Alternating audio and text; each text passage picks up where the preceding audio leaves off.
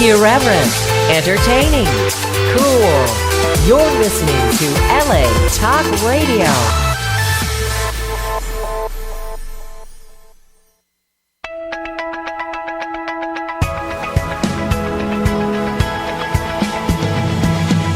You're listening to Question Reality with Priscilla Leona, right here on LA Talk Radio. Hi, welcome to Question Reality. I'm your host, Priscilla Leona, and we are coming to you live from Los Angeles, California. If this is your first time tuning in, our show will help you to question your career reality. This show is for you if you are considering a career in the entertainment industry. Our guest on the show will provide advice on how and what it takes to successfully pursue a career in the entertainment industry. Now, our guests include Emmy winners, Grammy winners, Tony winners, celebrity reality TV stars, producers, directors, actors, singers, comedians, casting directors, talent managers, screenwriters. The list goes on and on and on and on. Bottom line is, if they are working professionally in show business, we are going to have them on this show to give you your entertainment career advice. And we make sure that our guests are at different stages of their careers, from professional to beginner. So that means that we will definitely have someone on the show who will be able to help you with your show business career questions. Now, you can either listen or download any of our past shows by going to our archive page on the LA Talk Radio website. So you just go to latalkradio.com, listen to the Channel 1 link, go to the Channel 1 link, and there's a drop-down box, and you just click Question Reality. You click Question Reality, and this takes you directly to our archive page. And also, our shows are available on iTunes under the podcast section, Stitcher.com, and also Google Play. So again, just type Question Reality Radio in the search box. Now, if you want to find out about future guests, as you know, our show's been on the air for 8 years. We're booked 6 months to a year in advance, and people want to get on the show still because we got a couple of slots left. We're booking for November and December. So you have to go to our official website, though, totally different from latalkradio.com. It is questionrealityradioshow.com, questionrealityradioshow.com. And that way you can submit and request to be on the show. If you're working professionally in the entertainment industry and you want to promote your project and you don't mind giving career advice to our audience, then you are who we're looking for. Lastly, I want to encourage you to download our new free app for the Android or the iPhone or Google Play. And this will be so you're able to listen to all the other exciting and informative shows on LA Talk Radio as well. Again, go to our homepage, go down to the bottom towards the right, and that is where all of the apps are located. All right, so now we got that out of the way. First of all, I want to say Happy Father's Day to everybody who's a dad. If you got little kiddies out there and you're out there obviously working on a Sunday, because you know how darn expensive it is to keep those little tykes in their tennis shoes. What are they? I don't even know what's in style now. In my day, it was like the Jordans and all those other darn Adidas tennis shoes. I don't know what they have today, but I know they cost at least $300, $400. So happy Father's Day. Work. Real quick, before we talk to our guests today, I'm going to just tell you real quick who they are, and you can be checking them out on their websites, and we'll do our advertisement. But today, very exciting to have these two gorgeous, sexy, super hot, super fly chicks on the air today. First, we have Tasha Henderson. She is a writer, producer, and then we have Ebony Gilbert, who's also a writer and a director, and they are here to promote their latest sizzling hot play called Complexion Woman. And we're going to talk to them about that. Basically, Complexion Woman is this new play. It's I think it's Hollywood Fringe. We're going to find out about that. But Complexion Woman explores the intricacies of the everyday experiences of the contemporary woman of color in 2016. And we're going to be talking about coping with issues such as, the play deals with issues, coping with depression in the Black community, women of color, I can't talk. See that wild turkey and that Jack Daniels just did it.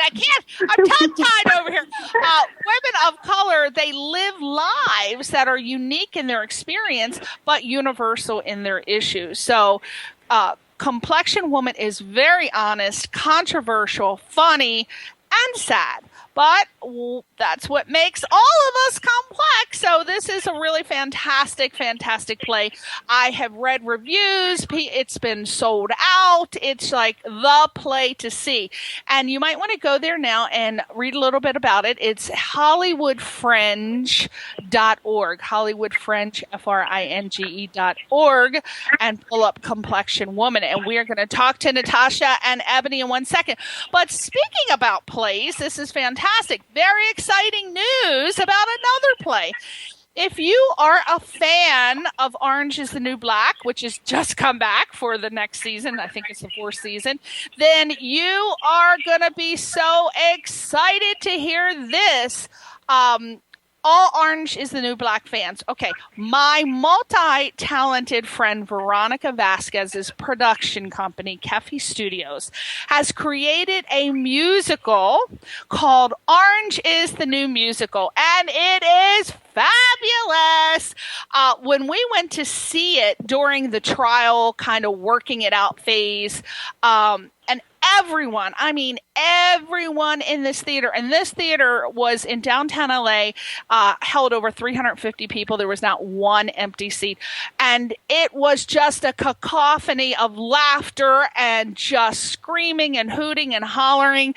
And I know that this musical is going to become a huge hit on Broadway. It is definitely going to be there in the future. And it's just so funny, honestly. It's hysterically funny. And what I loved is that all the actors had really excellent comedic timing and great singing abilities. That is so important in a musical. And I see some bad ones. I'm from the East Coast. My aunt was an actress on Broadway. I know what a play is supposed to be. And since I've come out to LA, I gotta admit, been a little disappointed, people. Been a little disappointed. Pay a fortune to go to these damn plays. And not always good comedic timing and great singing abilities, but this one has it. And what I really love about this musical is that the original songs are always performed live on stage by these top-notch, young, may I say hot, very hot, and just gorgeous young musicians. These guys are really, really talented. And I think that by the band playing right on stage, just appearing, just creates a lot of excitement and fervor for the play. So just wonderful. Now, as if that wasn't exciting enough, more exciting news. Veronica Vasquez is bringing the play back for you to see it for a limited time here in LA before they go on tour. They're going to be taking the musical on tour. And the best news is, if you have always wanted to be a Broadway producer, you wanted to be involved, if you think this play is something that is definitely going to be a hit on Broadway, they are currently looking for partners to help get the Orange is the Musical on the road, on tour. So you can feel free to get in contact with Veronica Vasquez right now, and you might be able to say you were at the inception of this big Broadway production. You never know. Okay, so Orange is the Musical, it's going to be playing on the following dates. And I believe it's at the traditional time of 8 o'clock, but you can check the website. Okay, get ready and write them down. Get your pen. Well, you can also go to the website. It's more exciting, say, get your pen. July 1st, July 8th, July 15th, August 22nd, 29th, August 5th, August 12th, and August 19th. Okay, so July 1st, 8th, 15th, 22nd, 29th, and August 5th, 12th, and 19th. and that'll be at the Whitefire Theater in Sherman Oaks, right down the street, 13500 Ventura Boulevard, Sherman Oaks. Now, go to the website, orangeisthenewmusical.com, orangeisthenewmusical.com, and tickets are also on sale right now at brownpapertickets.com. I'm telling you, this is so funny. Do you know when I went to see that play, I had never even seen an episode of Orange is the New Black. Had no interest in it. I thought there was just too much going down south for me. I just thought, no, I can't take it. Can't be watching anybody dive the muff. I just can't do it. But I was so hooked on this play that I actually started watching Netflix the next day, and I ended up watching like all 3 seasons or whatever, how many seasons it was, in like 3 weeks. Fantastic. Hooked. All right, so there you go. Now back to our 2 little hotties that have been waiting so patiently. Like, when the hell is she going to shut up and promote our play after we've taken our time to come on the show? Let's talk first about Tasha Henderson. Tasha is a writer and a producer, and very interesting. She was born. Now, these are all quotes from Tasha's bio. Now, I'm not saying anything disrespectful. This is what she said about herself, okay? Tasha was born in Dallas, Texas. Now, Texas, don't get mad with me, but she said it's the land of vicious smiles and backhanded compliments. I don't know. Never been to Texas, but don't be sending me emails, Texas. I love a Texas steak. So there you go. Fittingly, her writing is a unity of opposites. She is this is so sad. I can't believe she wrote this. A 2-time pageant loser. No, this girl's beautiful. I can't even believe she lost a pageant. Tasha has an appreciation for the dark comedic and the darkly comedic. And after graduating from Oklahoma State University with a BA in film studies, Tasha just went on to earn her MFA in screenwriting from Loyola Marymount University. Very, very prestigious. And Tasha co-wrote the short film Labyrinth, winner of the Cinecalls Women's Initiative, and Tasha's most recent script, Close Quarters, was nominated for a Film Outside the Frame Award. And Tasha's writing style is always about life lessons with a body count. Oh my gosh, I love it. Life lessons with a body count. I think that's every woman's initiative. I really do. Now, Ebony Gilbert is a writer and a director, and she grew up in Little Haiti, a community that exists in the shadows of glamorous Miami, Florida.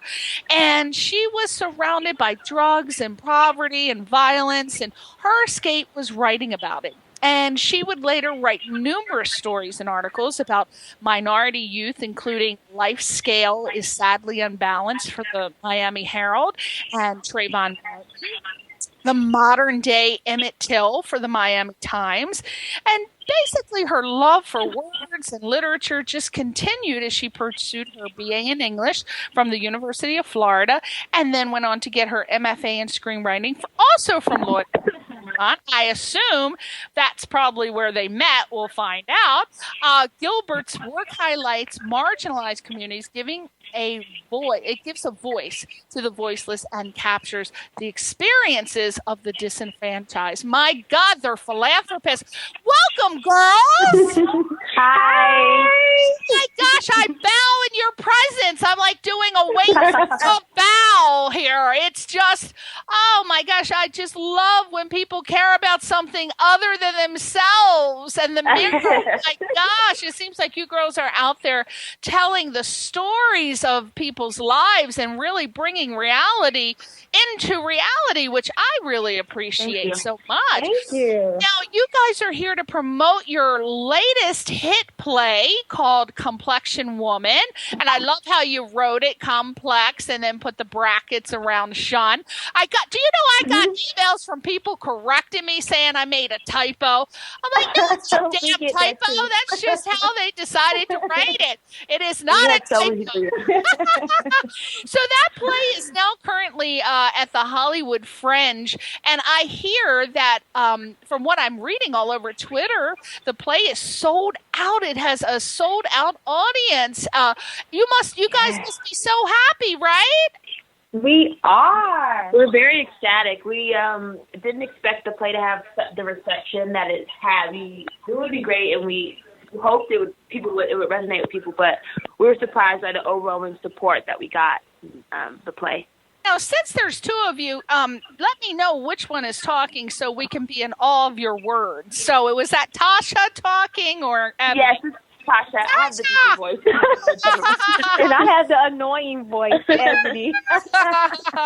You must be the one from the East Coast, the Southeast, with the annoying voice. I get that all the time. I'm from Connecticut. They're like, your voice is so high and whiny and shrill. It goes right through my brain. I'm like, good, bitch. I'm glad. I'm fall asleep. My God. Now, I have a description, as we just read, of the play with some words like you pose these questions to the audience, such as, what does it mean to be 20-something in 2016? What does it mean to be a woman? What does it mean to be a person of color? And you say that Complexion Woman just explores the intricacies of the everyday experience of contemporary woman of 2016. And you get pretty deep because you girls sound so happy and cheery. I find it hard to believe that you have any issues or can write about issues dealing with depression and all these other experiences. May I ask you, for the person who wrote it, I'm assuming it's maybe Ebony? Did Ebony write this, or? Actually, Tasha wrote the piece on depression in the Black community. Oh, okay. So what my question is, who came up with the idea to write Complexion Woman? How did it come to be? How did you two come to write this or do it? Well, like I said, Ebony and I met at LMU, and at LMU we were for our screenwriting group, there were 11 of us, and Ebony and I were actually the only two African-American girls in our class. Mm-hmm. And the experience at LMU was great. Everyone was very inclusive, but there was this kind of this underlying thing of like, if Ebony and I had different opinions on something, then it was kind of like, oh, why aren't your opinions the same? What's going on there? Right. So it was just one of those things where we took a playwriting class together, and just through talking and being like, oh, I've been through this, oh, I've been through that, it was like, we should let people know that we're both Black women, and yes, we're the only two Black women in our class, but we have different experiences. You could tell from our bio, Ebony grew up in Little Haiti. I grew up in Dallas, the suburbs of Dallas. We just come from two totally different environments, and I think that shows in our types of our writing styles and who we are as people. Right. And if anything, it's amazing how a lot of people just don't even want to learn about a world that they've never heard of, never been in. They're not even interested in finding about the deep richness of the culture and the spiritualism and all the other things. People are just, unfortunately closed-minded. So hopefully this play will open up and bring some of those issues to light. Besides the 20-something target audience, who else fits into your target audience, or who would relate and enjoy the play? This is really a play for young and old women. Ebony wrote a beautiful piece called Ain't I a Woman, and it's basically about the stages of life through that some women go through. It goes from when you're 5 to 15 to 25 And it's one of those pieces that I think you don't have to be in your 20s to identify with. You can be whatever age, and you can see, this is my life. This is a piece of my life story. Actually, our very first night, on our opening night, we were able to talk to some of the people in our audiences, and that's exactly what she was someone's mom. She came with her daughter, and she was saying, this is my life. This is what I go through. Right.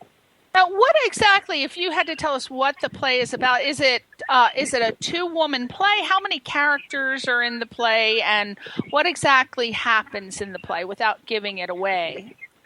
Well, we actually have a pretty large cast. We have 14 actors, and there are 8 different pieces. And it's really an experience. It's a journey. You go through the dating phase, how it is to date in 2016, and then you go all the way on the other end of the spectrum when you explore things like depression in the Black community or sexual and domestic abuse. So like Tasha explained, like this play, although we talk about a group of women of color, for the audience, everyone can find something to identify with.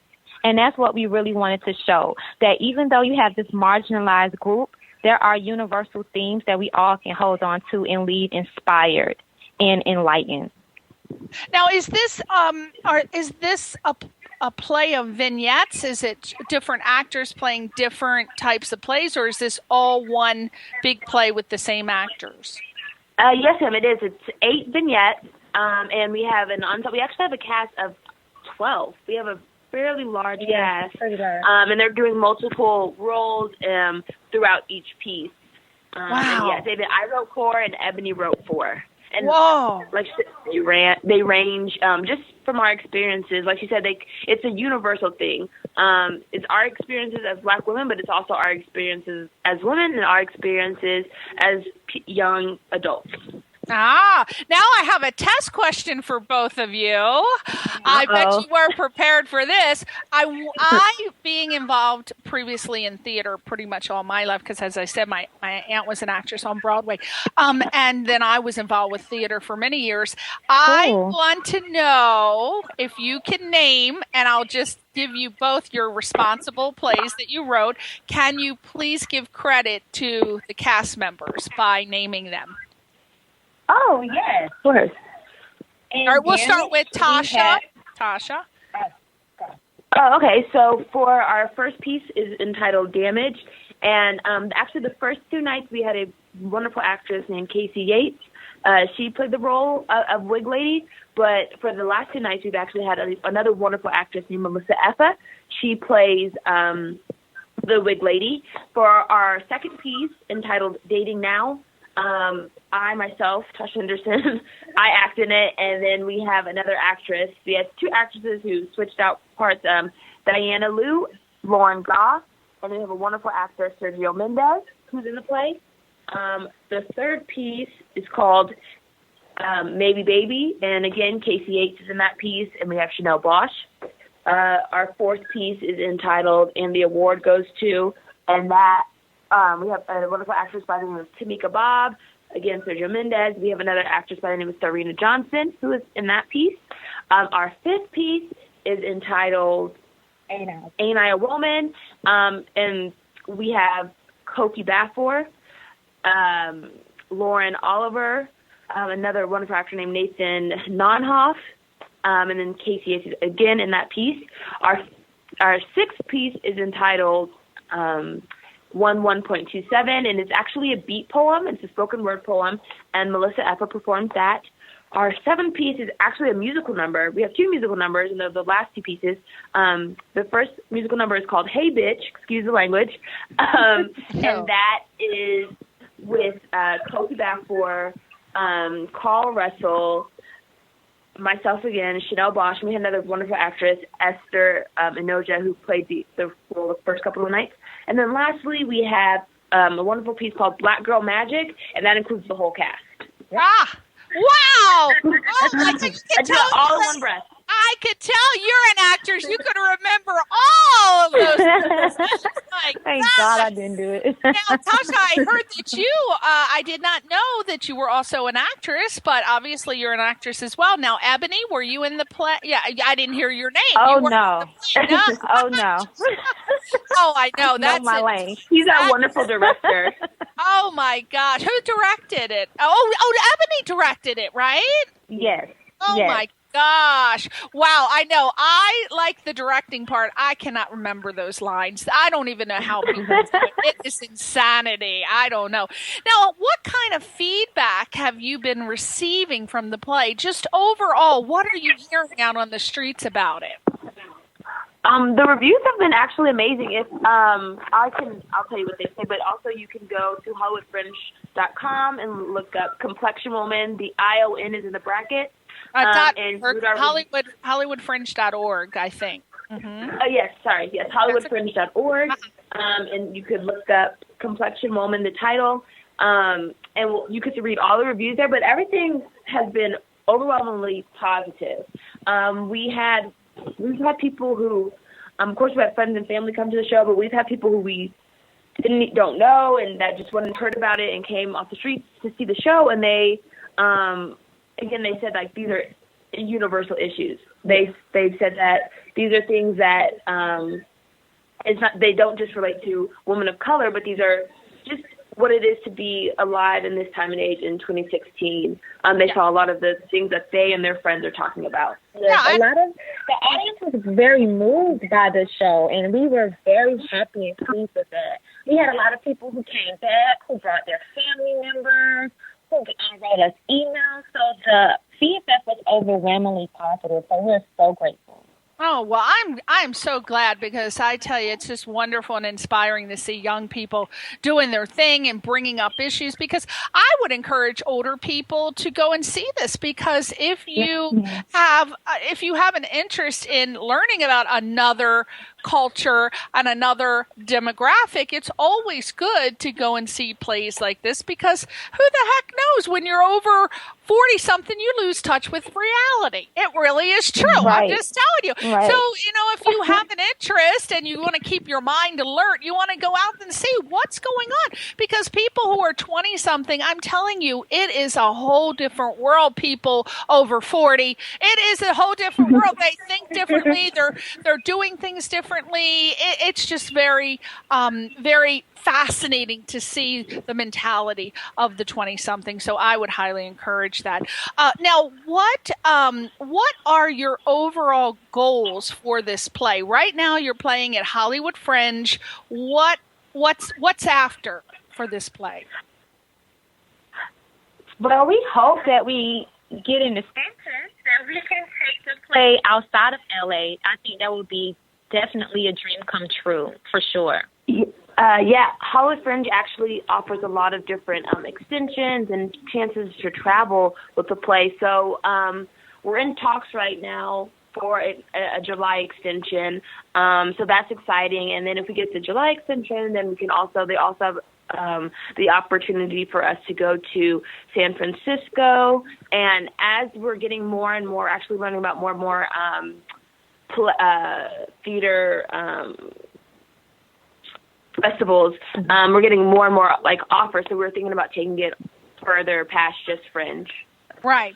Now, for a lot of people in theater, they actually do not know what Hollywood Fringe is, and I would love to take this opportunity to tell them. So for people who do theater or want, because when people start doing theaters, you know how it is. You get stuck at one theater and you just tend to stay there because it's just so easy not to go anywhere else. But this Hollywood Fringe Festival, it's an annual open access community-derived event, and they celebrate freedom of expression and collaboration in the performing arts community. And each June, which it is now, during the Hollywood Fringe, the arts infiltrate renovate the Hollywood neighborhoods. They have fully equipped theaters and parks and clubs and churches and restaurants and all these other unexpected places. And they host hundreds of productions by local, national, and international arts companies and independent performers. People doing theater around the country and the world should really check out hollywoodfringe.org. And participation, what I love is participation in Hollywood Fringe is completely open and uncensored. And anybody who's done theater knows that it can get cliquey. They choose the same people to act in it and produce it and direct it. It gets a little cliquey. It really does. This Hollywood Fringe, it's a free-for-all. They have a free-for-all approach.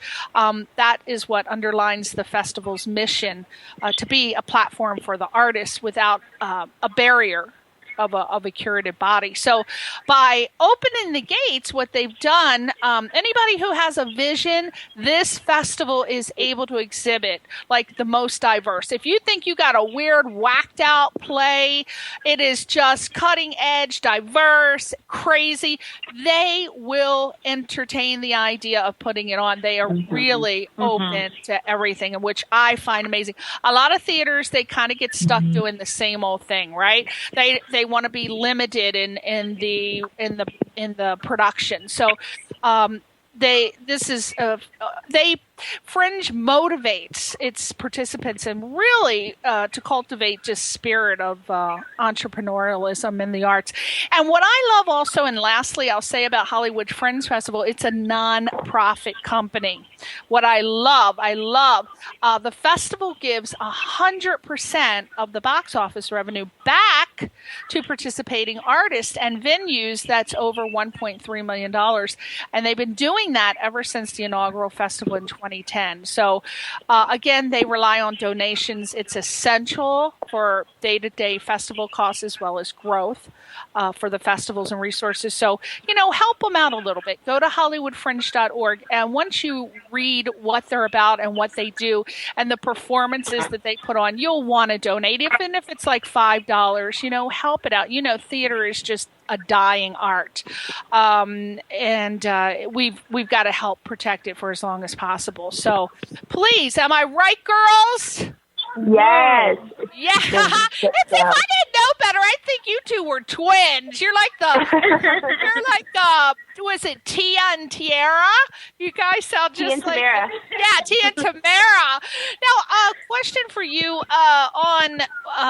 so hopefully to finish that question off, maybe Broadway bound. We don't know. Maybe, possibly. We hope, right? It's funny, while I was writing the piece, Hey Bitch, I listened to a lot of Hamilton, the Hamilton soundtrack. So that was very much an inspiration for me when writing some of the musical piece. Oh, yes. Yeah. Now, from a producer, writer, director's perspective, and both of you take turns answering this, and just jump in wherever. A lot of people want to do theater, and here specifically in LA, it's very, very hard. It really is. When I came here to go to UCLA, I had directed Grapes of Wrath a couple times at a little rinky-dink community theater, and I thought, I'm going to just do it again. Oh my gosh, it was such a process. I'm like, hell no. So I ended up working and directing a couple of things down at Hermosa Beach Civic Theater, but they have. And you're from Florida, you're from Texas. Okay, so I assume that you had involvement in theater at some point in your lives before LA. Is that correct? Yes, ma'am. Yes. Okay. I actually did was in a theater magnet in high school and did like children's theater as a kid and all of that. Actually, the magnet, being in the theater magnet, is what got me into writing. In the first place, we were actually required to. For our senior year, as part of our senior project, we as a class had to write a play. And before that, we were like writing little plays that we perform and stuff like that. And so that's when I started writing. I was like, this is what I really, really love. Yeah, so you guys I come from the East Coast. I'm not sure if you are familiar with this, but what we usually start before we get started is we do what's called an energy circle. So Tasha and Ebony, I come here and I'm asked to direct a play called The Heidi Chronicles. I'm sure you're familiar with it. So I'm ready to start my energy circle. Well, Lord, they looked at me like I was absolutely insane. What? An energy circle? We do all of our warm-ups in the car. They didn't want to do warm-ups. They didn't want to do anything. They said they did it in the car. I'm like, well, you know what, bitch? You'll be doing it right here on stage today. Don't be tooting those silicone breasts at me talking about doing some damn nuts. Because you know why? I found, and again, this is generally speaking not for everyone. I found that my personal experience, I was running across these actors who were doing theater just in hopes of getting discovered, not for the love of the play, not for the message. They didn't even usually know anything about the damn playwrights or didn't study or anything. And that was, again, my personal experience. And I was very disheartened, Tasha and Ebony. And I came from loving theater to my experiences out here. And I said, forget it. I just can't, if they're not genuinely into the art of loving a play, I just can't do it. So then I switched to film. Film and theater. And that's even worse, but it's too late now, right? We've been very fortunate with our actors and actresses. They've been, it's funny that you say the East Coast does the warm-up thing, because Evan and I wasn't used to the warm-up, and we actually had an actress who went to school in Rhode Island. After our second rehearsal, she emailed us and she's like, I think we should, do some warm-ups and get in the circle and sing. So after that, once we incorporated that, Bosch, once we incorporated the warm-up circle and the during the warm-ups, we saw such a change in the productiveness of the performances and of the play. Yes. So yeah. Oh, I'm so glad you agree. Absolutely. I mean, I grew up. We're talking. My dad died in Vietnam, and I grew up being raised by 6 aunts because my mother went back to medical school. So I actually got to go backstage on Broadway, and I'd hide in the little dressing room. They would hide me in the dressing room while she went on rehearsal. So I saw that these Broadway producers, they had them doing these Uga Hagen exercises. They had to do their viola spollen. They had to do this thing with a beach ball, pass it back and forth. I'm like, oh, they get to play. And that's why I fell in love with theater. I was too little to know what they were doing, but those exercises really helped. And I know when I used to direct theater, one of the things I learned from this Broadway director, and I thought it was fascinating, he would sit out in the audience and he would have them do a run through or do a rehearsal, and he wouldn't look at them. He would keep their back to them the whole entire time, and he would know when they weren't hitting their mark, when the blocking was off. He would know because if you have to just listen to something, seeing it and hearing it gives you too much information. If you want to know if something's good, just listen to it instead of watching it, and then you'll know whether it's really good or not. Take away that visual stimulus, and you're going to realize if your play is really good. So that's what I always recommend to beginning directors out there. Just a little career tip of advice from me. Thank you. Yeah, so it's a very different perspective. Now, was this complexion woman, did you two ever say, should we do it as a play, or should we do it as a short film or a feature film? Did that table talk ever happen, or was it always meant to be a play? It was always meant to be a play, but the interesting thing now that we put the play up, now we have pieces that we really think, hey, this could be a TV show. So it's inspiring other pieces. Yeah, it sounds like it just from your description and what I've read about it. That's why I put this question in there, because when I was reading about it, I see in my mind, because I have a production company. I produce web series and shorts and feature films and music videos. So I have the director mind. So when I read something or hear about it, you know how you are, Ebony. You automatically set up the scenario in your mind. You can see it, right? You set up things. That's why I make everybody tell me things in chronological order, because I have to set Right. scene in my mind. Just like when a choreographer hears music, she can see the people dancing. Well, I saw, and as you were describing the parts, I see that some of these vignettes could be developed into either a short film or a television or even a web series. I see it in my mind. Yeah. What do you Yes, think? I just received an email this morning about someone who attended our last show on the 17th, and she was like, Ebony, this piece could really be a television show. And she's a big producer in the industry, and I was like, wow, like, I didn't even think about that. So, yes, definitely. And now, like, this could be a really cool television show that's really, really different, you know, that's inspired by these pieces that we have in the play. Oh, we need it. We need it. We need more shows about the realities of life, and we just need to get it out there. What happened to the shows like Good Times? Oh, I'm old school. One of my best friends is Ernest Thomas. He was, do you remember that? I know you girls are very young, but I know you know my friend Ernest Thomas. He was the star of What's Happening. He played Raj. Yeah. Oh, yeah. Yeah. And they got Everybody Hates Chris. I love that show. Yeah, I mean, Good Times and What's Happening, and all of those shows in the 70s, they were really dealing. They were at the inception of dealing with the important issues, and of course, unfortunately, with the exception of bigot Archie Bunker, they were all monitored. I don't even know how he got away with the stuff he did, but at least Right. you had Sherman Hemsley out there, because Norman Lear, I have a friend that Maddie Crothers, who worked with Norman Lear for over 30 years, and he was able to have extreme leverage in his shows. So they were at least touching upon the issues that dealt with the urban community and reality. And we want to see that now. I think that's been missing from television for a very, very long time. I think that's something we need to bring back. I mean, I don't mind me. I love looking at that guy on Rosewood. I mean, I get a cocktail and I'm good to go, but I want to see some nitty gritty urban development, urban community stuff about what's going on. I'm interested. Hello? Hello, can you hear? Oh, are you there still?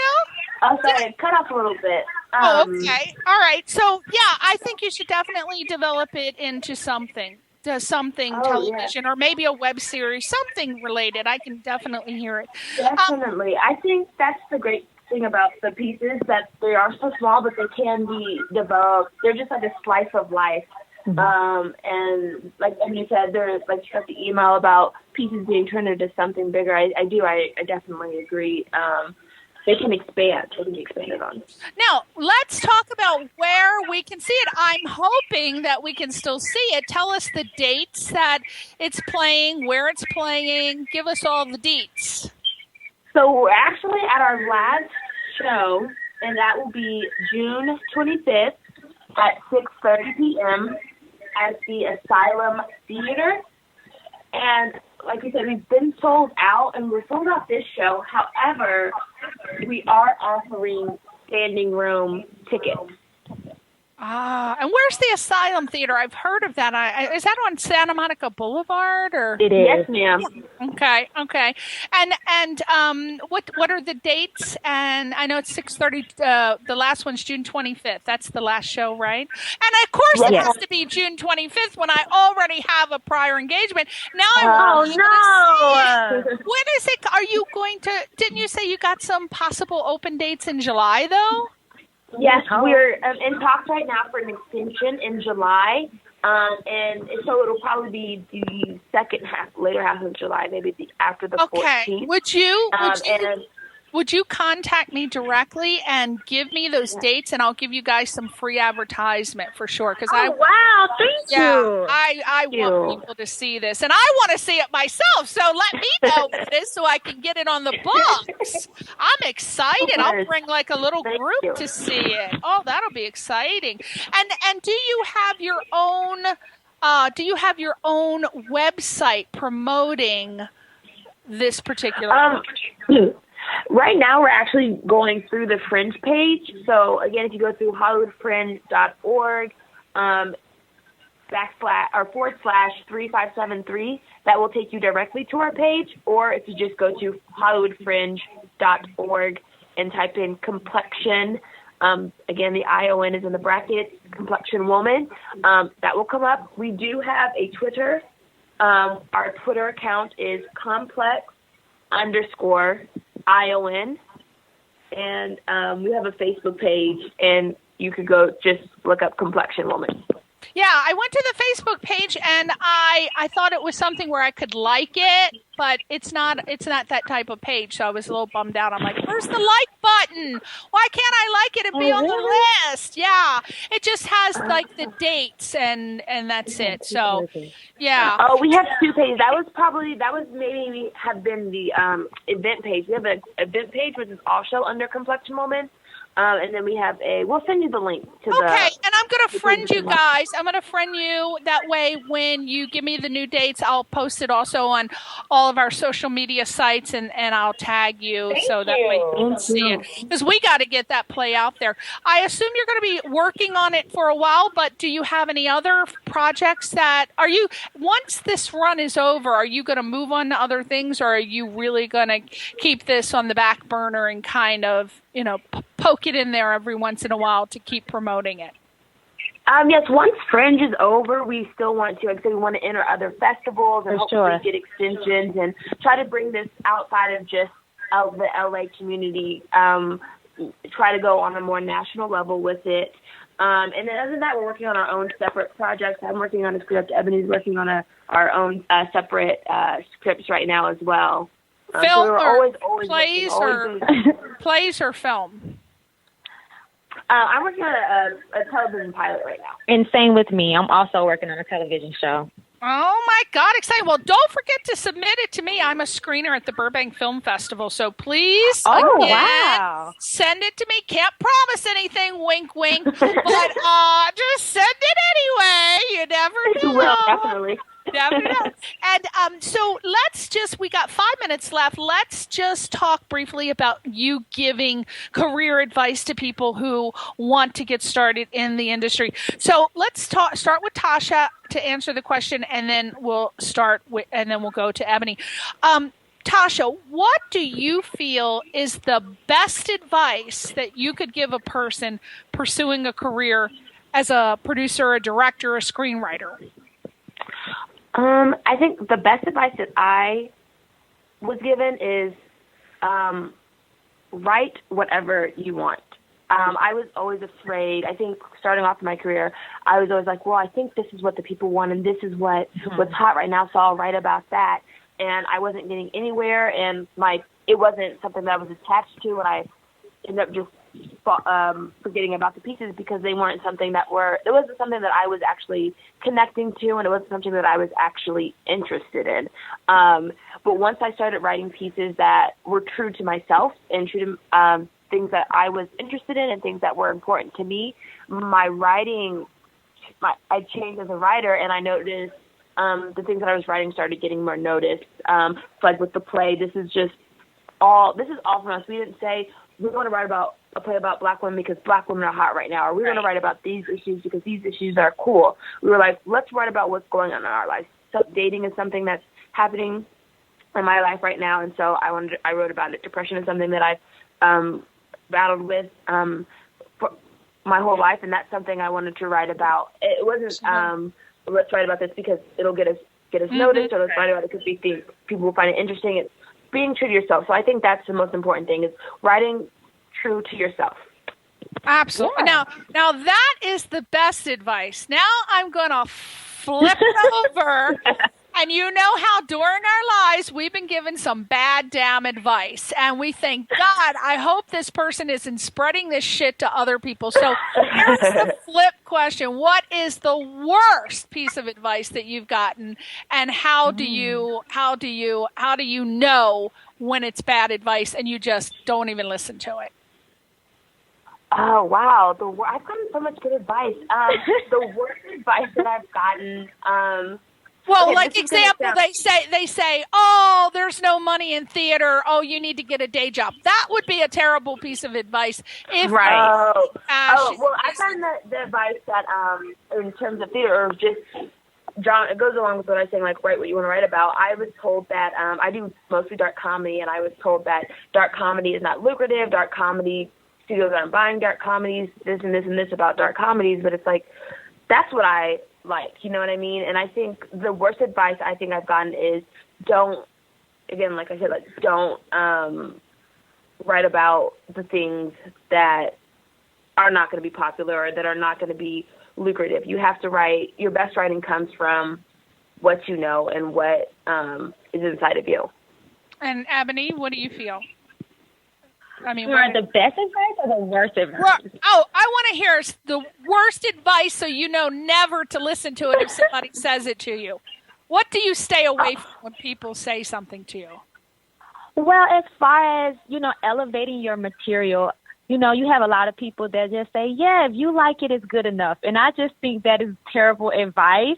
I think that you should always send out your work so that you can have people to give you good feedback, not just your close friends and family, but you need to send it out to strangers, send it out to industry connections to really see how your material is affecting other people. I think that it's really important. Don't just rely on your own point of view as far as taste. Write what you like to write, but you still want to make sure that is, that you have fans and, people are going to respond well to your material. Right. If somebody is just telling you how great you are and it's fantastic, it's fabulous, do not trust them. They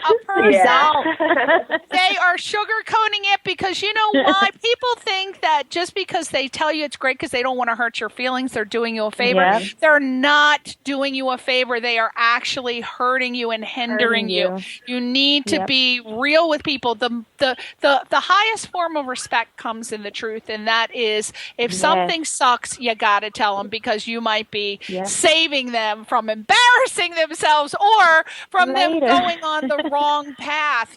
Tell them if there's even if it's a single issue, people will respect and appreciate you and ask for your advice more if you tell them the truth, even if it's going to hurt. Am I right, girls? You're so right. Yeah. All right, my darlings. Guess what? It's over. You got through. Well, I want to thank you so much, Tasha Henderson and Ebony Gilbert, for coming on the show. You girls are lovely. I've already started following you on Twitter.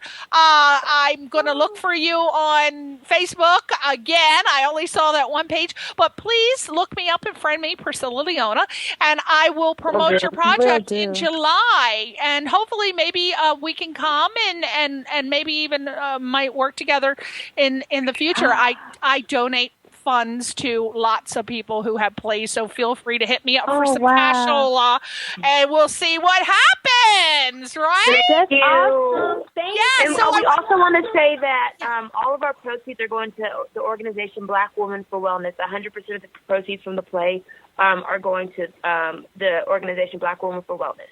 Absolutely. All right. And we want to thank Chuck Tyler for introducing you to our show. Chuck. Thank you, Chuck. And say goodbye to your fans, Tasha and Ebony. Bye, everyone. Thank you. Complexion Woman at the Asylum Theater. Go see it June 25th at 6:30 p.m. Thank everybody for tuning in. We'll see you next week on Question Reality. Bye-bye.